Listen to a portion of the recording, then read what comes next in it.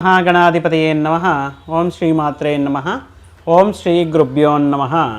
ಸಮಸ್ತ ಕನ್ನಡ ವೀಕ್ಷಕರಿಗೆ ನಮಸ್ಕಾರ. ನೀವು ಮೊದಲನೇ ಬಾರಿ ನಮ್ಮ ಚಾನಲ್ ನೋಡ್ತಾ ಇದ್ದರೆ ದಯವಿಟ್ಟು ಸಬ್ಸ್ಕ್ರೈಬ್ ಮಾಡಿ ಅಂತ ಹೇಳ್ತಾ, ಈ ದಿನ ನಾವು ಮುಖ್ಯವಾಗಿ ಈ ರಾಹು ಮತ್ತು ಕೇತು ಗ್ರಹಗಳ ಸಂಚಾರ ಬದಲಾವಣೆ ಮೇ ಮಾಸದಲ್ಲಿ ಆಗ್ತಾ ಇದೆ. ಈ ರಾಹು ಮತ್ತು ಕೇತು ಗ್ರಹಗಳ ಸಂಚಾರ ಬದಲಾವಣೆಯಿಂದ ದ್ವಾದಶ ರಾಶಿಗಳಿಗೆ ಯಾವ ವಿಷಯಗಳಲ್ಲಿ ಅನುಕೂಲವಾಗ್ತಾ ಇದೆ ಅಂದರೆ, ಅವರು ಯಾವ ಸ್ಥಾನದಲ್ಲಿ ಈ 18 ತಿಂಗಳ ಕಾಲ ಏನು ಸಂಚಾರ ಮಾಡುತ್ತಾ ಸ್ಥಿರವಾಗಿರ್ತಾರೋ ಈ ಸಮಯದಲ್ಲಿ ದ್ವಾದಶ ರಾಶಿಗಳಿಗೆ ಆಗುವಂತಹ ಶುಭಾಶುಭ ಫಲಗಳೇನು, ಅವರು ತಗೊಳ್ಳುವಂತಹ ಮುಂಜಾಗ್ರತೆ ಕ್ರಮಗಳು ಮತ್ತು ಮಾಡಬೇಕಾಗಿರುವಂತಹ ಪರಿಹಾರಗಳ ಕುರಿತು ಸಂಪೂರ್ಣ ವಿಷಯಗಳನ್ನು ನಿಮ್ಮ ಮುಂದೆ ತರ್ತಿದ್ದೇವೆ. ಮುಖ್ಯವಾಗಿ ರಾಹುಕೇತು ಗ್ರಹಗಳನ್ನು ನಾವು ಜ್ಯೋತಿಷ್ಯ ಶಾಸ್ತ್ರದ ಪ್ರಕಾರ ಪಾಪಗ್ರಹಗಳು, ಛಾಯಾಗ್ರಹಗಳು, ಸರ್ಪಗ್ರಹಗಳು ಮತ್ತು ಕರ್ಮಗ್ರಹಗಳು ಅಂತ ಹೇಳ್ತಾ ಇರ್ತೇವೆ. ಈ ಎರಡೂ ಗ್ರಹಗಳಿಗೆ ಎಷ್ಟು ಶಕ್ತಿ ಇರುತ್ತೆ ಅಂದರೆ, ಈ ಮುಖ್ಯವಾಗಿ ಪ್ರಾಣಶಕ್ತಿಕಾರಕನಾಗಿರುವಂತಹ ರವಿಯನ್ನು ಮತ್ತು ಮನಃಶಕ್ತಿಕಾರಕನಾಗಿರುವಂತಹ ಶಶಿಯನ್ನು ಅಂದರೆ ಚಂದ್ರನನ್ನು ಈ ಎರಡು ಪ್ರಭಾವ ಗ್ರಹಗಳನ್ನು ಸಹಿತ ಇವರು ಮರ್ದನೆ ಅಂದರೆ ನಿಸ್ತೇಜ ಮಾಡುವಂತಹ, ಮಾಯೆ ಮಾಡುವಂತಹ ಗ್ರಹಗಳಾಗಿರುತ್ತೆ. ಮುಖ್ಯವಾಗಿ ಈ ರಾಹುಗ್ರಹ ಅನ್ನೋದು ಅಷ್ಟು ಪಾಪಗ್ರಹನ ಅಂತ ಹೇಳಿದರೆ, ಮಾನವ ಜೀವನದಲ್ಲಿ ಇವರ ಪ್ರಭಾವ ಕೆಲವು ಕಾರಕತ್ವಗಳನ್ನು ನಾವು ನೋಡಿದರೆ, ಕಷ್ಟಪಟ್ಟು ಕೆಲಸ ಮಾಡೋದಕ್ಕೆ, ಮನುಷ್ಯನಲ್ಲಿ ಒಂದು ಡಿಸಿಪ್ಲೈನ್ಡ್ ನೇಚರ್ಗೆ ಇವರು ಕಾರಕರ್ತರಾಗಿರ್ತಾರೆ.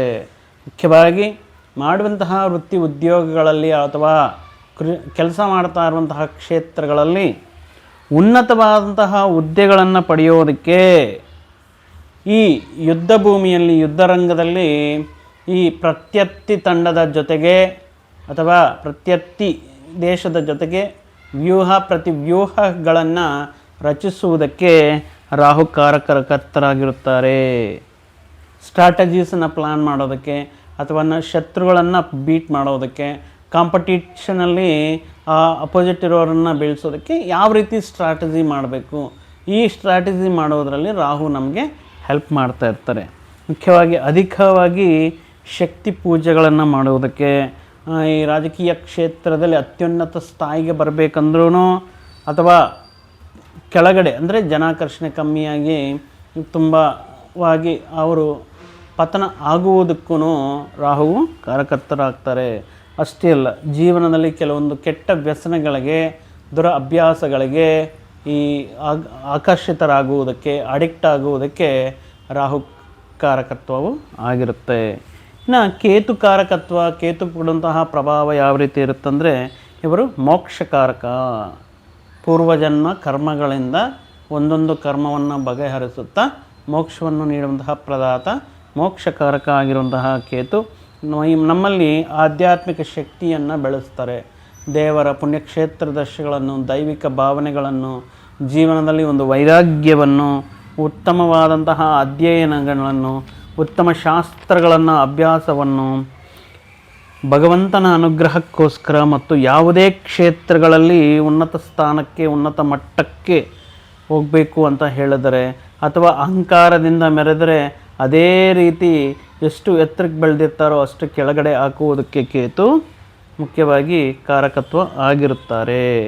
ಆದ್ದರಿಂದ ಈ ರಾಹುಕೇತುಗಳ ಸಂಚಾರ ಮುಖ್ಯವಾಗಿ ನಾವು ಕನ್ಯಾ ರಾಶಿ ಯಾವ ರೀತಿ ಇದೆ, ಈ ಮುಖ್ಯವಾಗಿ ಕನ್ಯಾ ರಾಶಿ ಜಾತಕರಿಗೆ ಬುಧ ಆಗಿರುವಂತಹ ರಾಶ್ಯಾಧಿಪತಿ ಆಗಿರುವಂತಹ ಈ ಕನ್ಯಾ ರಾಶಿ ಜಾತಕರಿಗೆ ಯಾವ ರೀತಿ ಇದೆ ಅಂತ ನೋಡುವುದಾದರೆ, ಉತ್ತರ ನಕ್ಷತ್ರದ 2, 3, 4ನೇ ಪಾದಗಳಲ್ಲಿ, ಹಸ್ತ ನಕ್ಷತ್ರದ 1, 2, 3, 4 ಪಾದಗಳಲ್ಲಿ, ಚಿತ್ತಾ ನಕ್ಷತ್ರದ 1, 2 ಪಾದಗಳಲ್ಲಿ ಜನಿಸಿದವರು ಈ ಕನ್ಯಾ ರಾಶಿಗೆ ಸೇರುತ್ತಾರೆ. ಇನ್ನು ಈ ರಾಹು ಮತ್ತು ಕೇತು ಇವರ ಭಾವ ನೋಡಿದರೆ, ಇವರ ಸ್ಥಾನ ನೋಡಿದರೆ, ಮುಖ್ಯವಾಗಿ ಷಷ್ಠಮದಲ್ಲಿ 6ನೇ ಮನೆಯಲ್ಲಿ ರಾಹು ಅಂತ ಮತ್ತು ದ್ವಾದಶದಲ್ಲಿ ವ್ಯಯಭಾವದಲ್ಲಿ 12ನೇ ಮನೆಯಲ್ಲಿ ಕನ್ಯಾ ರಾಶಿಯವರಿಗೆ ಕೇತು ಈ 18 ತಿಂಗಳ ಕಾಲ ಯಾವ ರೀತಿ ಭಾವಫಲಗಳನ್ನು ಕೊಡ್ತಾ ಇದ್ದಾರೆ ಅಂದರೆ ನಮಗೆ ಷಷ್ಠಮದಲ್ಲಿ ರಾಹು ಇದ್ದಾರೆ ಅಂತ ಹೇಳುವುದಾದರೆ ಷಷ್ಠಭಾವ ಬಂದು ಋಣ ರೋಗ ಶತ್ರುಸ್ಥಾನ ಆಗಿರುತ್ತೆ. ಆದ್ದರಿಂದ ಈ 6ನೇ ಭಾವವನ್ನು ಡಿಟೇಲ್ಡಾಗಿ ತಿಳ್ಕೋಬೇಕು ಅಂದರೆ ಮುಖ್ಯವಾಗಿ ಈ ಸ್ಥಾನ ಈ ಸಾಲ ಮಾಡೋದಾಗಿರಲಿ, ಏನಾದರೂ ಡಿಸ್ಪ್ಯೂಟ್ಸ್ ಆಗಿರಲಿ, ಮತ್ತು ಕೆಲವೊಂದು ವಾದ ವಿವಾದಗಳು ನಡೆಯೋದಕ್ಕೆ, ವ್ಯಾಧಿಗಳ ಸಂಕ್ರಮಣಕ್ಕೆ, ಈ ಅಣ್ಣ ತಮ್ಮಂದರ ನಡುವೆ ಕೆಲವೊಂದು ಡಿಫ್ರೆನ್ಸಸ್ ಬಂದು ಬೇರೆ ಆಗುವುದಕ್ಕೆ, ಕಾಂಪಿಟೀಷನ್ ಜಾಸ್ತಿ ಆಗೋದಕ್ಕೆ, ಈ ರೀತಿ ವಿಷಯಗಳ ಮೇಲೆ ಈ ಷಷ್ಠಮ ಭಾವ 6ನೇ ಭಾವ ಅನ್ನೋದು ಪ್ರಭಾವವನ್ನು ಸೂಚಿಸುತ್ತಾ ಇರುತ್ತೆ. ಮುಖ್ಯವಾಗಿ 6ನೇ ಭಾವದಲ್ಲಿ ರಾಹು ಇರೋದರಿಂದ ಕನ್ಯಾ ರಾಶಿಗೆ ಯಾವ ವಿಷಯಗಳು ನಡೀತಾ ಇದೆ ಅನ್ನೋದು ನೋಡುವುದಾದರೆ ಮುಖ್ಯವಾಗಿ ಒಟ್ಟಾಗಿ ಅದ್ಭುತವಾದಂತಹ ಅನುಕೂಲ ಫಲಗಳನ್ನೇ ಪಡೀತಾ ಇರ್ತಾರೆ. ಆರಂಭದಲ್ಲೇ ನಿಮ್ಮ ಕಾಂಪಿಟೇಟರ್ಸ್ ಯಾರಿರ್ತಾರೋ, ನಿಮ್ಮ ಶತ್ರುಗಳಂತ ಯಾರು ಭಾವಿಸುತ್ತಾ ಇರ್ತಾರೋ, ಅಥವಾ ನಿಮ್ಮ ಪ್ರತ್ಯರ್ಥಿಗಳು ಯಾರಿರ್ತಾರೋ ಅಂಥವರ ಮೇಲೆ ನಿಮ್ಮ ಡಾಮಿನೇಟ್ ಅನ್ನೋದು ಅಥವಾ ಅಂಥವರ ಮೇಲೆ ನಿಮ್ಮ ಗೆಲುವು ಅನ್ನೋದು ಖಚಿತವಾಗುತ್ತೆ. ಅಂಥವ್ರ ಮೇಲೆ ನಿಮ್ಮ ಸಕ್ಸಸ್ನ ಕಾಣಿಸುವುದಕ್ಕೆ ಮತ್ತಷ್ಟು ಅವರಲ್ಲಿ ಇನ್ನೂ ಹುಟ್ಟೋದಕ್ಕೆ ಕಾರಣ ಆಗುವಂತಹ ಸಕ್ಸಸ್ನ ನೀವು ಕಾಣ್ತೀರಾ. ಅದ್ಭುತವಾದಂತಹ ಸಕ್ಸಸ್ನ ಕೊಡ್ತಾರೆ ರಾಹು ಕನ್ಯಾ ರಾಶಿಯವರಿಗೆ ಈ ಷಷ್ಠಮ ಭಾವದಲ್ಲಿದ್ದು. ಇನ್ನು ವಿದ್ಯಾರ್ಥಿಗಳಿಗೆ ಏನಾದರೂ ಕಾಂಪಿಟೇಟಿವ್ ಎಕ್ಸಾಮ್ಸ್ ಬರೀತಾ ಇದ್ದರೆ ಉದ್ಯೋಗಕ್ಕೋಸ್ಕರ ಅಥವಾ ವಿದ್ಯಾಲಯಗಳಲ್ಲಿ ಪ್ರವೇಶಕ್ಕೋಸ್ಕರ ಏನಾದರೂ ಕಾಂಪಿಟೇಟಿವ್ ಎಕ್ಸಾಮ್ಸ್ ಬರಿತಾ ಇರುವಂತಹ ಸಂದರ್ಭದಲ್ಲಿ ಅದ್ಭುತವಾದಂತಹ ಯಶಸ್ಸನ್ನು ಒಳ್ಳೆಯ ಮಟ್ಟದಲ್ಲಿ ರ್ಯಾಂಕ್ಗಳನ್ನು ಕ್ವಾಲಿಫೈ ಆಗೋದಕ್ಕೆ ನಿಮಗೆ ಅನುಕೂಲವಾಗಿರುತ್ತೆ. ಇನ್ನು 6ನೇ ಭಾವದಲ್ಲಿ ರಾಹು ಸ್ವಲ್ಪ ಖರ್ಚು ಮಾಡುವಂತಹ ಅವಶ್ಯಕತೆಗಳನ್ನು ಜಾಸ್ತಿ ಕೊಡ್ತಾನೆ. ಖರ್ಚು ವ್ಯಯ ಅನ್ನೋದು ತುಂಬ ಜಾಸ್ತಿ ಇರುತ್ತೆ. ಅದೇ ರೀತಿ ಇದೇ ಸಂದರ್ಭದಲ್ಲಿ ನೀವು ವಿದೇಶಿ ಪ್ರಯಾಣಗಳು ಮಾಡುವಂಥ ವೃತ್ತಿ ವಿಷಯಗಳಿಗಾಗಿ, ವ್ಯವಹಾರಗಳಿಗಾಗಿ, ಉದ್ಯೋಗಕ್ಕೋಸ್ಕರ ವಿದೇಶಿ ಪ್ರಯಾಣಗಳು ಮಾಡುವಂತಹ ಅವಕಾಶವನ್ನು ರಾಹು ನಿಮಗೆ ಅನುಗ್ರಹ ಮಾಡ್ತಾ ಇದ್ದೀರಾ. ಇನ್ನು ಬರುವಂತಹ ದಿನಗಳು ಕಳೆಯುತ್ತಾ ಏನಾಗುತ್ತೆ, ನೀವು ಹಣಕಾಸಿನ ವಿಷಯಗಳಲ್ಲಿ, ಆದಾಯದಲ್ಲಿ, ವ್ಯಾಪಾರದಲ್ಲಿ ಸದೃಢರಾಗ್ತೀರಾ, ಸ್ಥಿರತ್ವವನ್ನು ಹೊಂದುತ್ತೀರಾ. ಆದ್ದರಿಂದ ನಿಮಗೆ ಸಾಕಷ್ಟು ವಿಷಯಗಳಲ್ಲಿ ಧನ ಲಾಭ ಅನ್ನೋದು ಖಚಿತವಾಗಿರುತ್ತೆ. ಇನ್ನು ನೀವು ಉದ್ಯೋಗ ಮಾಡ್ತಾ ಇರುವಂತಹ ವೃತ್ತಿ ಉದ್ಯೋಗಗಳು ಮಾಡ್ತಾ ಇರುವಂತಹ ಈ ಪ್ಲೇಸಸಲ್ಲಿ ಒಳ್ಳೆಯ ಅನುಕೂಲವಾಗಿರುವಂತಹ ಪರಿಸ್ಥಿತಿ. ಅಂದರೆ ನೀವು ಕೇಳುವಂತಹ ಸಜೆಷನ್ಸ್ಗಾಗಿರ್ಬೋದು, ವರ್ಕ್ ಮಾಡುವಂಥ ಪ್ಲೇಸಲ್ಲಿ ನಿಮ್ಮ ಸಹಚರಿ, ನಿಮ್ಮ ಸಹ ಉದ್ಯೋಗಿಗಳ ಸಹಕಾರ ಆಗಿರ್ಬೋದು, ಮೇಲಧಿಕಾರಿಗಳ ಪ್ರೋತ್ಸಾಹ ಆಗಿರ್ಬೋದು, ತುಂಬ ಸಾನುಕೂಲವಾಗಿ ನಿಮ್ಮ ವೃತ್ತಿ ಉದ್ಯೋಗಗಳಲ್ಲಿ ನೀವು ನಿಮ್ಮ ಗುರಿಗಳನ್ನು ಅಚೀವ್ ಮಾಡೋದಕ್ಕೆ ಒಳ್ಳೆಯ ಕಾಲ ಅಂತ ಹೇಳ್ಬೋದು. ನಿಮ್ಮಲ್ಲಿರುವಂತಹ ಟ್ಯಾಲೆಂಟ್, ಪ್ರತಿಭೆ, ಸಾಮರ್ಥ್ಯಕ್ಕೆ ಒಳ್ಳೆಯ ಪ್ರಶಂಸೆಗಳು, ಗುರುತಿವಿಕೆ ಅನ್ನೋದು ಸಿಗುತ್ತೆ. ಇನ್ನು ಅದೇ ವರ್ಕ್ ಪ್ಲೇಸಲ್ಲಿ ಏನಾದರೂ ಚಾಲೆಂಜಸ್ ಬರುತ್ತೆ ಅಥವಾ ಏನಾದರೂ ಡಿಫಿಕಲ್ಟ್ ಆಗಿರೋ ಸಿಚುವೇಶನ್ಸ್ ಬರುತ್ತೆ. ಅಂತಹ ವಿಷಯಗಳನ್ನು ಸಹ ನಿಮ್ಮಲ್ಲಿರುವಂತಹ ಒಂದು ಸಾಮರ್ಥ್ಯದಿಂದ, ಸ್ಕಿಲ್ಸಿಂದ ನೀವು ಅದನ್ನು ಸಂಪೂರ್ಣವಾಗಿ ಪರಿಷ್ಕಾರ ಮಾಡ್ತೀರಾ. ಯಾವುದೇ ಸಮಸ್ಯೆಗಳಿಲ್ಲದೆ ಅಂತಹ ಸವಾಲುಗಳಲ್ಲಿ ಯಶಸ್ಸನ್ನು ಕಾಣ್ತೀರಾ. ಇನ್ನು ಸರಿಯಾಗಿರುವಂತಹ ಸಮಯದಲ್ಲಿ ಯಾವುದಾದ್ರೂ ಮುಖ್ಯವಾದ ನಿರ್ಧಾರಗಳು ತಗೊಳ್ಳುವಂತಹ ಸಂದರ್ಭಗಳಲ್ಲಿ ನಿಮ್ಮ ನಿರ್ಧಾರಗಳು ಉತ್ತಮವಾಗಿರುತ್ತೆ. ಇನ್ನು ಕೆಲವು ಕಾಂಪಿಟೇಷನ್ಸಲ್ಲಿ ಏನಾದರೂ ಪಾರ್ಟಿಸಿಪೇಟ್ ಮಾಡೋಂಗಿದ್ರೆ ಈ ಕನ್ಯಾ ರಾಶಿ ಜಾತಕರು ಷಷ್ಠಮದಲ್ಲಿ ರಾಹು ಇರೋ ಕಾರಣದಿಂದ ನೀವು ಯಾವುದೇ ವಿಷಯದಲ್ಲಿ ಕಾಂಪೀಟ್ ಮಾಡಿ ಅದರಲ್ಲಿ ಉತ್ತಮವಾದ ಪ್ರಶಂಸೆಗಳು, ರಿವಾರ್ಡ್ಗಳು, ಅವಾರ್ಡುಗಳು ಪಡೆಯೋದಕ್ಕೆ ನಿಮಗೆ ಅನುಕೂಲವಾಗಿರುತ್ತೆ. ಇನ್ನು ಈ ಸಂದರ್ಭದಲ್ಲಿ ಹಿಂದಿನ ದಿನಗಳಲ್ಲಿ ಏನಾದರೂ ಸಾಲಗಳು ಮಾಡುವಂಥ ಸಂದರ್ಭಗಳಲ್ಲಿ ಅಂತಹ ಸಾಲಗಳನ್ನು ಕ್ಲಿಯರ್ ಮಾಡೋದಕ್ಕೆ, ಮತ್ತು ಒಂದು ಸಾರಿ ಕ್ಲಿಯರ್ ಮಾಡಿಬಿಡ್ತೀರ ಅಂದರೆ ಆದಾಯ ಅದೇ ರೀತಿಯಲ್ಲಿರುತ್ತೆ, ಸಾಲಗಳನ್ನು ಕ್ಲಿಯರ್ ಮಾಡ್ತೀರ, ಮತ್ತೆ ಇನ್ನೂ ಏನಾದಕ್ಕಾದರೂ ಮತ್ತೆ ಸಾಲ ತಗೋಬೇಕು ಅನ್ನೋಂಥ ವಿಷಯದಲ್ಲಿ ಸ್ವಲ್ಪ ಹುಷಾರಾಗಿ 2-3 ಬಾರಿ ಯೋಚನೆ ಮಾಡಿ ನಿರ್ಧಾರ ತಗೊಳ್ಳೋದು ಉತ್ತಮವಾಗಿರುತ್ತೆ. ಇನ್ನು ಈ ಸಂದರ್ಭದಲ್ಲಿ ಈ ಕುಟುಂಬಸ್ಥರ ನಡುವೆ ನಿಮ್ಮ ನಡುವೆ ಸ್ವಲ್ಪ ಅದು ಅಂಡರ್ಸ್ಟ್ಯಾಂಡಿಂಗ್ ಪ್ರಾಬ್ಲಮ್ಸ್ ಆಗಿರ್ಬೋದು, ಕಮ್ಯುನಿಕೇಷನ್ ಪ್ರಾಬ್ಲಮ್ಸ್ ಆಗಿರ್ಬೋದು, ಕೆಲವೊಂದು ವಿಷಯಗಳಲ್ಲಿ ವೈಮನಸ್ಯಗಳಾಗಿರ್ಬೋದು, ಸ್ವಲ್ಪ ದೂರ ಅನ್ನೋದು ಬೆಳೆಯುತ್ತೆ.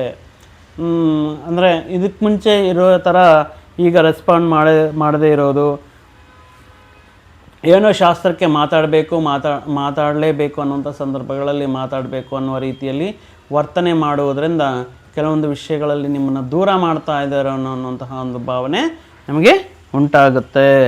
ಇನ್ನು ಈ ಅಂತಿಮ ದಶೆಯಲ್ಲಿ ಈ ಷಷ್ಠಮ ರಾಹು ಕೊನೆಯ ದಿನಗಳಲ್ಲಿ ಯಾವ ರೀತಿ ಇರುತ್ತಂದರೆ ಅತ್ಯದ್ಭುತವಾದಂತಹ ಸಕ್ಸಸ್ಸನ್ನು ನೀವು ಕೈ ಇಟ್ಟಿರುವಂತಹ ಆಗಿರ್ಬೋದು, ಉದ್ಯೋಗಗಳಲ್ಲಿ ಯಾವುದೇ ಒಂದು ಪ್ರಯತ್ನ ಆಗಿರ್ಬೋದು, ಒಂದು ಕ್ಷೇತ್ರಗಳಲ್ಲಿ ವಿದ್ಯಾಭ್ಯಾಸದಾಗಿರ್ಬೋದು, ನಿಮ್ಮ ರಿಸಲ್ಟ್ ಅನ್ನೋದು ಅದ್ಭುತವಾಗಿ ಸಕ್ಸಸ್ ಅನ್ನೋದು ಕಾಣ್ತೀರಾ. ನಿಮಗೆ ಅದೃಷ್ಟವು ಅದೇ ರೀತಿ ಒಲಿತು ಬರುತ್ತೆ.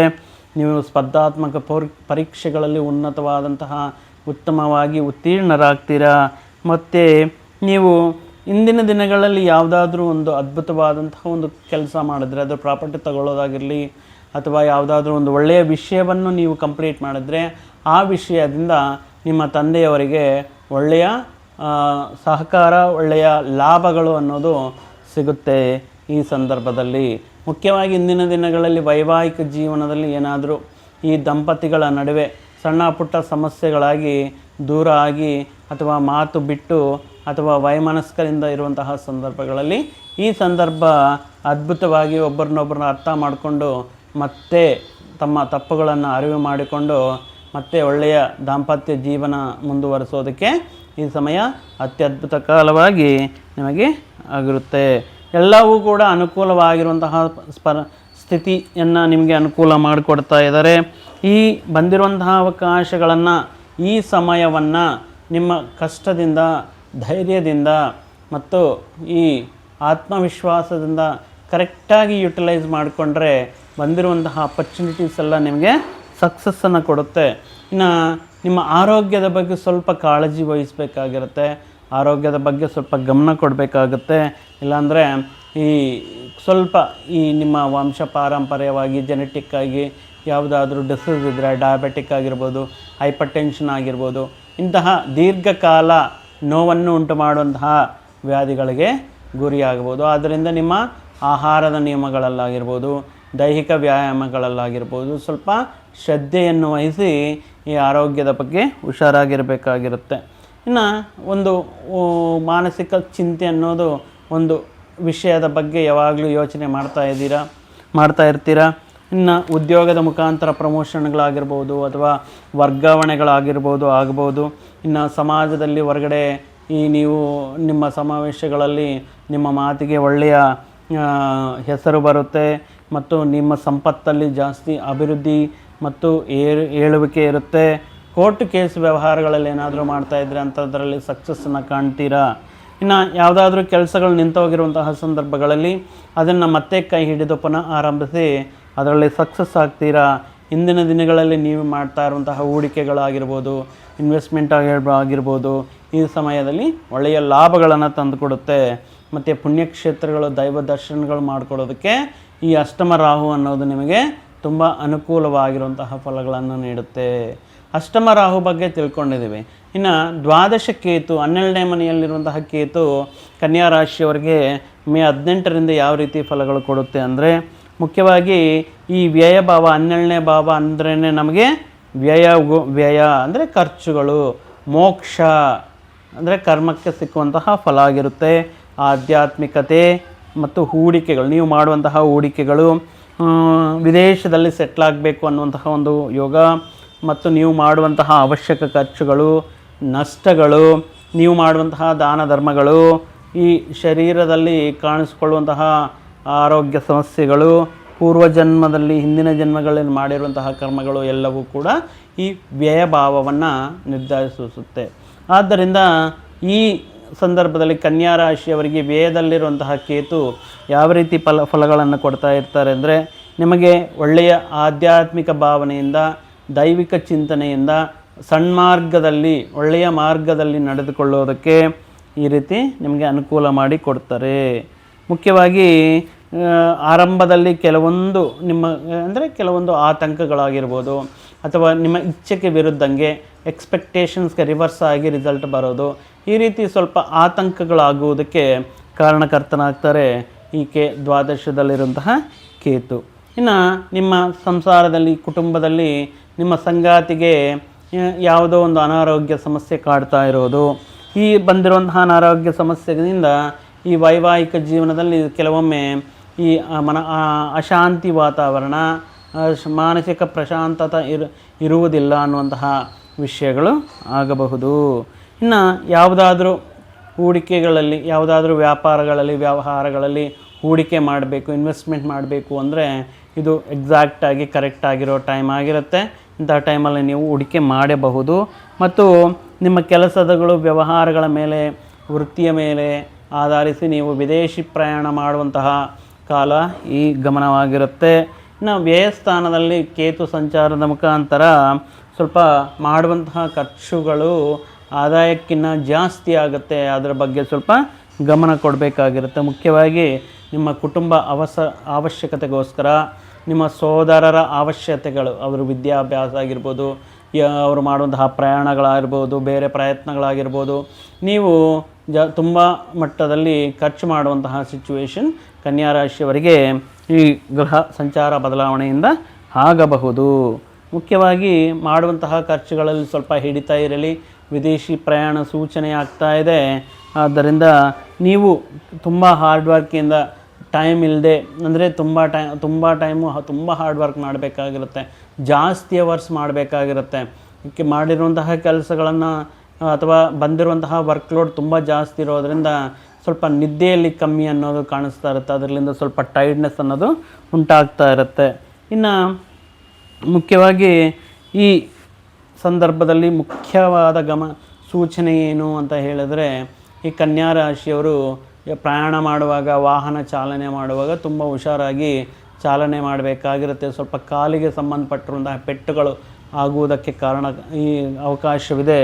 ಆದ್ದರಿಂದ ವೇಗವಾಗಿ ನಡೆಸುವುದು, ಮದ್ಯಪಾನ ಮಾಡಿ ವಾಹನ ಚಲಾಯಿಸೋದು, ಹೆಲ್ಮೆಟ್ ಇಲ್ಲದೆ ವಾಹನ ಚಲಾಯಿಸೋದು, ದಯವಿಟ್ಟು ಅಂತಹ ವಿಷಯಗಳಿಗೆ ದೂರ ಇರಬೇಕಾಗಿರುತ್ತೆ. ನೀವು ನಿಧಾನವಾಗಿ ನೀವು ವಾಹನವನ್ನು ಚಲಾಯಿಸೋದು, ಪ್ರಯಾಣದಲ್ಲಿ ಸ್ವಲ್ಪ ರೋಡ್ ಕ್ರಾಸ್ ಮಾಡುವಾಗ ಸ್ವಲ್ಪ ನೋಡಿಕೊಂಡು ಪ್ರಯಾಣ ಮಾಡೋದು ಅನ್ನೋದು ಉತ್ತಮವಾದಂತಹ ಸೂಚನೆ ಆಗಿರುತ್ತೆ. ಇನ್ನು ಈ ಸಂದರ್ಭದಲ್ಲಿ ಕೆಲವೊಂದು ಅನಾರೋಗ್ಯ ಸಮಸ್ಯೆಗಳದು, ಮೊಣಗಾಲು ನೋವಾಗಿರ್ಬೋದು, ವಿಪರೀತವಾಗಿರುವಂತಹ ತಲೆನೋವಾಗಿರ್ಬೋದು, ಅಲರ್ಜಿ, ಈ ರೀತಿ ಸಮಸ್ಯೆಗಳು ಬರ್ತಾ ಇರುತ್ತೆ. ಆದ್ದರಿಂದ ಆರೋಗ್ಯದಲ್ಲಿ ಮತ್ತು ಸ್ನೇಹ ಸಂಬಂಧ ಬಾಂಧವ್ಯಗಳು, ಫ್ರೆಂಡ್ಶಿಪ್ಪಲ್ಲಿ ನೀವು ನಿಮ್ಮ ಫ್ರೆಂಡ್ಸ್ ಜೊತೆ ಮಾತನಾಡುವಂಥ ಸಂದರ್ಭಗಳಲ್ಲಿ ಮಾತಿನ ಬಗ್ಗೆ ಗಮನ ಇರಲಿ. ಯಾಕಂದರೆ ಈ ಫ್ರೆಂಡ್ಶಿಪ್ಪಲ್ಲಿ ಸ್ವಲ್ಪ ಬಿರುಕು ಬೀಳೋದಕ್ಕೆ, ಈ ಬ್ರೇಕ್ ಆಗುವುದಕ್ಕೆ ಕಾರಣ ಆಗುತ್ತೆ. ಮತ್ತು ಕೆಲವೊಂದು ಸಾಲದ ಸಮಸ್ಯೆಗಳು ಅನ್ನೋದು ಆಗಬಹುದು. ಕೊಟ್ಟಿರುವಂತಹ ವ್ಯಕ್ತಿಗಳು ಪದೇ ಪದೇ ಸಾಲವನ್ನು ಕೇಳುವುದು ಅಥವಾ ಕುಟುಂಬ ಸದಸ್ಯರೊಡನೆ ಕೆಲವೊಂದು ಸಂದರ್ಭಗಳಲ್ಲಿ ವಾದ ವಿವಾದಗಳು ನಡೆಯೋದಕ್ಕೆ ಸಂದರ್ಭಗಳು ಬರಬಹುದು. ಆದ್ದರಿಂದ ತಾಳ್ಮೆಯಿಂದ ಇರಬೇಕಾಗಿರುತ್ತೆ, ಮಾತಿನ ಬಗ್ಗೆ ಗಮನ ಇರಬೇಕಾಗಿರುತ್ತೆ, ಸಂಬಂಧ ಬಾಂಧವ್ಯಗಳಿಗೆ ಬೆಲೆ ಕೊಡಬೇಕಾಗಿರುತ್ತೆ. ಇನ್ನು ಈ ಪ್ರತಿಕೂಲ ಫಲಗಳಿಂದ ಹೊರಗಡೆ ಬರಬೇಕು ಅನ್ನುವಂಥ ಸಂದರ್ಭಗಳಲ್ಲಿ ಯಾವ ಪರಿಹಾರಗಳು ಮಾಡಿಕೊಂಡರೆ ಈ ಗ್ರಹ ದೋಷ ನಿವಾರಣೆಯಾಗಿ ಸ್ವಲ್ಪ ಮಟ್ಟದಲ್ಲಿ ನಿಮಗೆ ನಿವಾರಣೆ ಆಗುತ್ತೆ ಅಂದರೆ, ನೀವು ಯಾವುದೇ ಕಾರಣಕ್ಕೂ ಈ ಕೆಂಪು ವರ್ಣದ, ಕೆಂಪು ಅಂದರೆ ರೆಡ್ ಕಲರ್ ಡ್ರೆಸ್ನ ವೇರ್ ಮಾಡಬೇಡಿ. ಈ ಸಂದರ್ಭದಲ್ಲಿ ರೆಡ್ಡಿಶ್ ಕಲರ್ ಡ್ರೆಸ್ನ ನೀವು ಅವಾಯ್ಡ್ ಮಾಡೋದು ಉತ್ತಮವಾಗಿರುತ್ತೆ. ಇನ್ನು ರಾಹುಕೇತು ಶಾಂತಿ ಮಂತ್ರವನ್ನು ಪ್ರತಿನಿತ್ಯವೂ ಕೂಡ 108 ಬಾರಿ ಜಪ ಮಾಡೋದರಿಂದ, ಇನ್ನು ಮಂಗಳವಾರ ದಿನ ಶಿವಾಲಯಕ್ಕೆ ಹೋಗಿ ರುದ್ರಾಭಿಷೇಕ ಮಾಡಿಸೋದ್ರಿಂದ, ಹಸಿಗೊಂಡಿರೋರಿಗೆ ಅನ್ನ ಅವಶ್ಯಕತೆ ಇರೋರಿಗೆ ಅನ್ನದಾನ ಮಾಡೋದರಿಂದ, ಪ್ರತಿ ಶನಿವಾರ ಶ್ರೀ ಆಂಜನೇಯ ಸ್ವಾಮಿಯ ಆರಾಧನೆ ಮಾಡೋದರಿಂದ ಸಾಕಷ್ಟು ಶುಭ ಫಲಗಳನ್ನು ಪಡೆಯಬಹುದು ಅಂತ ಹೇಳ್ತಾ, ಮತ್ತೊಂದು ವಿಡಿಯೋ ಜೊತೆಗೆ ಮತ್ತೊಂದು ಆಸಕ್ತಿಕರ ವಿಷಯದ ಜೊತೆಗೆ ನಿಮ್ಮ ಮುಂದೆ ಬರ್ತೀನಿ. ಅಲ್ಲಿಯವರೆಗೂ ಸರ್ವೇ ಜನಾಂ ಸುಖಿನೋ ಭವಂತು, ಸಮಸ್ತ ಸನ್ಮಂಗಳಾನಿ ಭವಂತು. ಜೈ ಶ್ರೀರಾಮ್.